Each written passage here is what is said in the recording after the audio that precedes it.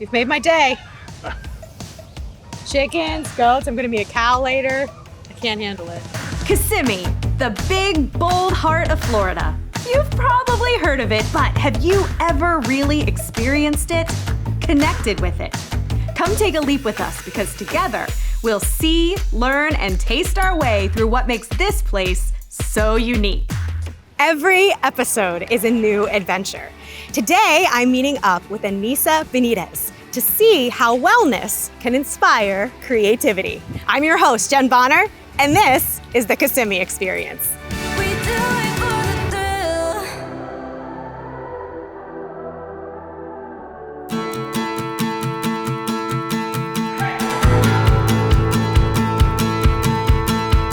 Anisa, hi! Hi, good to see you.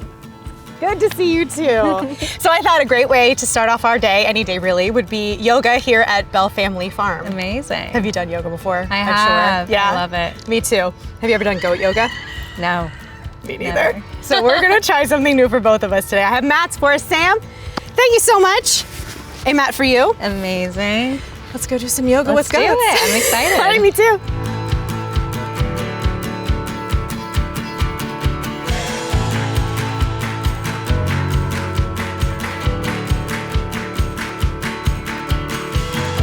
I want you all to take this opportunity to realize that you're sitting in a field with a bunch of goats doing yoga.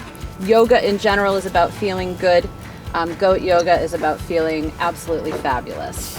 And then bow down to the ground. Exhale. For your shoes. Consistent. Oh my goodness. Now, if you have a goat between your legs, you're gonna have to figure the next one out yourself. It's become more of a game of Twister. Yeah. Rotate. You're gonna fall out of this pose, and that's okay. Hello. Baby. Are you eating my hair? Okay, now. Nope. No. Oh, yeah. Bow and say, Namaste.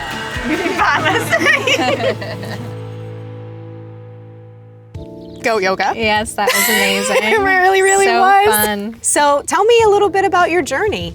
In 2019, I was still working as a brand marketing manager at Google. Oh, okay. So I was working corporate, and my life has really transitioned to be focused on wellness and creativity and embracing my own and supporting others. That's really wonderful. Yeah, so in 2020, the pandemic happened. Sure. A month prior, I'd left my job.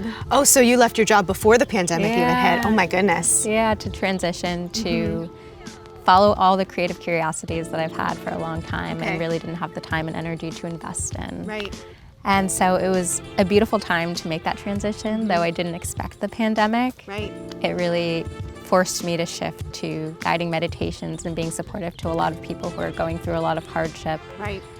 With everything shutting down, with the amount of isolation that people were experiencing, it was an opportunity for me to have more bandwidth to show up. What is your creative outlet more than anything else? Do you have one or is it a bunch Oh of my different gosh. ones? I'm across the board, but professionally it's acting. Okay. And so that was a beautiful experience to just realize in investing the time and energy that the thing that I've been doing here and there, I was Right. doing musical theater, I was dancing, I was performing, doing improv comedy, but it had always been acting, and I didn't have the time enough to understand that. Yeah. And so during the pandemic, I took a lot of classes and began my training and have since been in short films and independent films and TV. And it's been a very fulfilling journey of That's creativity. wonderful. In the arts, I think, especially in everything, but in the arts, I think it's hard to take care of yourself. Yeah. And I found that once I started taking care of myself, I became a better artist. Yeah, it's kind of wild that there's such a starving artist stereotype. Yes.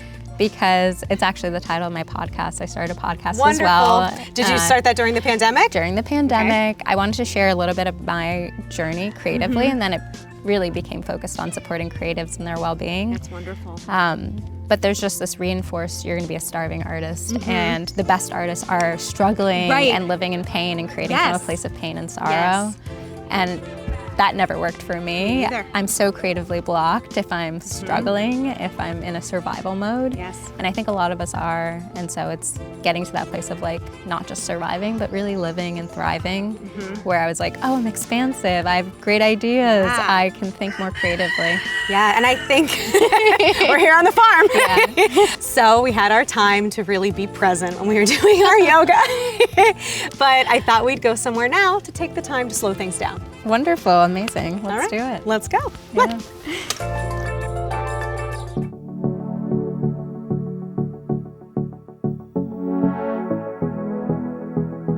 So goat yoga was amazing. So fun. so much fun. And I thought we could really continue our relaxation at Gaylord Palms Resort. It's beautiful. Isn't it? Yeah. This is South Beach Pool. We have some drinks here, courtesy of Sandbar. And we're gonna head to the spa in just a little while to have a nice treatment and just continue that self-care. I'm excited. Good. Excited for this spicy margarita. Spicy margarita. I think I have a Bahama Mama. Yum. Shall we? Let's see. Yeah. That's nice. This is so good. Good. So being from New York City, is there a place like this that you can really get away and take that little bit of self-care? You know, palm trees Yeah, popping up in New York City. Absolutely not. No, being here is really exceptional. Just to see people really relaxed, to have this level of nature, to have this weather. Oh, right. It's so beautiful. Yeah. We have been blessed with this weather. Yeah. There are spas, obviously, but it's not to this extent. I think there's a level of space and tranquility that's here that you just can't find in New York City. While we waited for our treatments at Relâche Spa, we enjoyed some of the amenities that Gaylord Palms Resort and Convention Center has to offer. I find sitting by the pool is very meditative. Oh, hugely. Yeah. Yeah. I love it. Do you have a go-to meditation? That's a really good question. Thanks.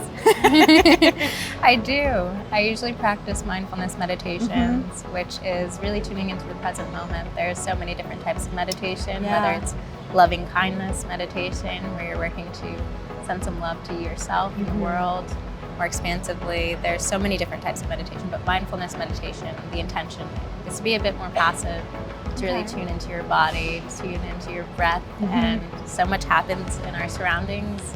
And so it's working on releasing thought. Oh, that's nice. Yeah. And so just following our breath, sitting really simply with your eyes closed and seeing how you can focus on your breath and release some of your thoughts and not be too judgmental of the thoughts that arise, just noting them and letting them go.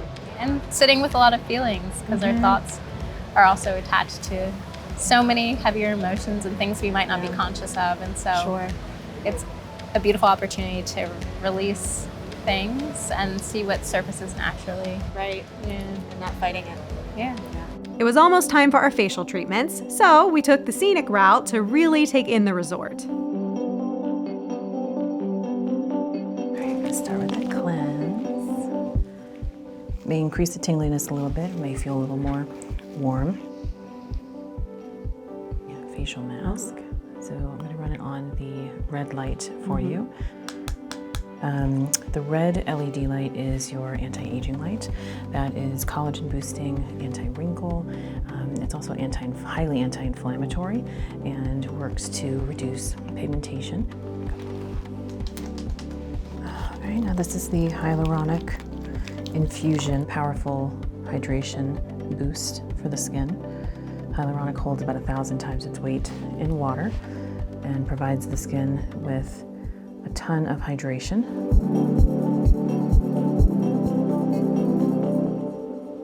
So, did you enjoy your anti-aging facial? Oh, hugely. Yeah, my skin feels really hydrated. Me so too. I'm happy. So, you made your transition from the corporate world into realizing that you wanted to be a performer, you wanted to act. That was your true calling before the pandemic.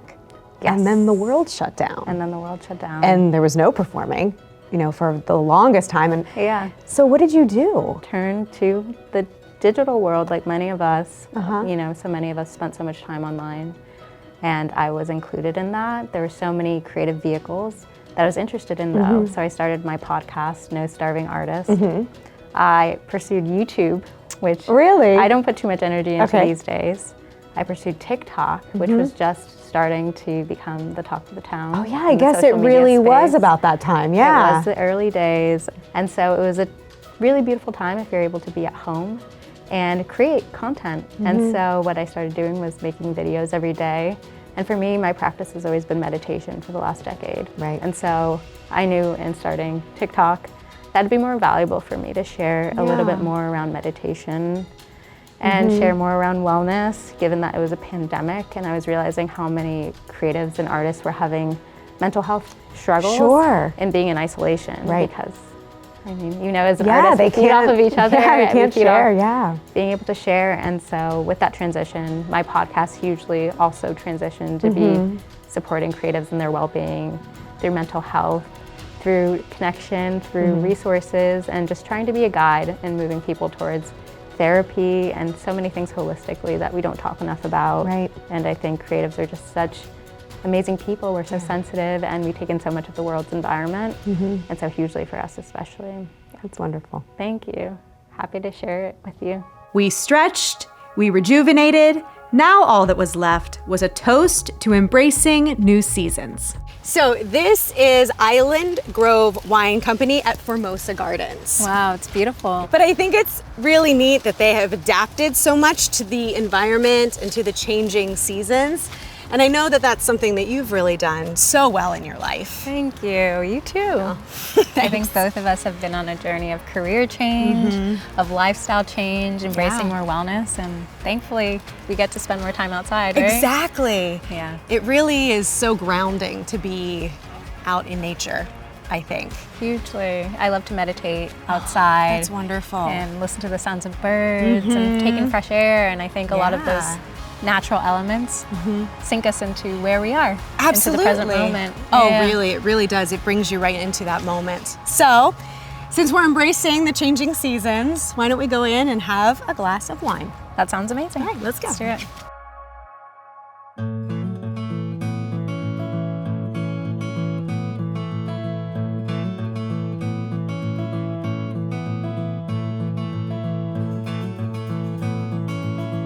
Anisa, thank you so much for joining me and going on this wellness journey. It's been amazing. I'm so glad that you could come. I mean, I think goat yoga might be my new favorite thing. I love the spa, so it's hard to say. It is hard Yeah. to say. And then, of course, just really being able to connect to nature out here at the winery. I do have one more question before you go. Uh-oh. So, when you leave this place, when this Yeah. is all done, what is something that you want to leave behind? I want to leave behind worry. Worry around the future, worry around, you know, what's to come, and just embrace change. I wish you only the best and only that. Cheers to leaving behind stress. Cheers to change. And cheers to change. Yeah. And this just scratches the surface of what Kissimmee has to offer. When you look beyond the larger-than-life attractions and really connect with what's around you, you'll be surprised at what you'll find. Goat yoga, spa retreats, and calming wineries. All that and so much more. So remember, always make time to experience Kissimmee. I'm Jen Bonner, and I'll see you around. We do it.